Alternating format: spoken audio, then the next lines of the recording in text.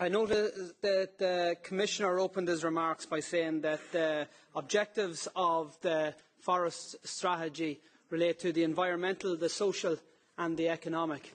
I know in Ireland a forest strategy, if you would be generous enough to call it that, doesn't address all three of those areas. If we are looking at it from the environmental alone, for example, 62% of all forests in Ireland are made up of Sitka spruce, a non-native species that are often open to clear felling and which are in some instances planted in areas that would have been peat bogland. In other words, they are actually causing environmental damage as opposed to actually supporting the environment. In terms of the social aspect, because of a number of initiatives and tax breaks and investment opportunities given by organisations including the EIB, we have seen huge land grabbing and transfer of land ownership away from local communities to in many cases, multinational corporate interests. So there is no either environmental or social benefit as a result of that forest strategy, and any economic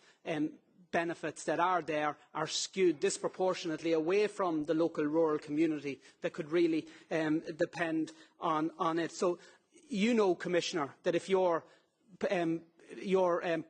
strategy has any hope of success, it needs the buy-in from communities across the regions affected. It doesn't have that buy-in by lots of communities in Ireland. And what I want to know, is that your fault or is it the Irish Government's fault? And what can we do collectively to actually address and have a forestry policy that actually works for the communities, for the environment and for, of course, our rural economy?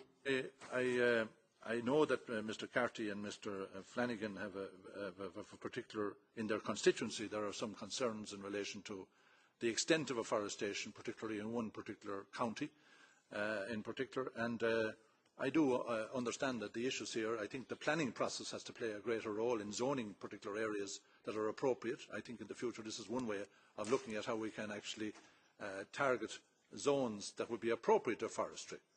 And not every area is appropriate to forestry, but there are a lot of investments being carried out, and I think that they have to be more structured and more ordered, and a governance structure in place in order to ensure that the appropriate response is given. Because forestry is not suitable for everywhere, and certainly if it's high level of concentration. But it does contribute a lot to jobs in Leitrim as well.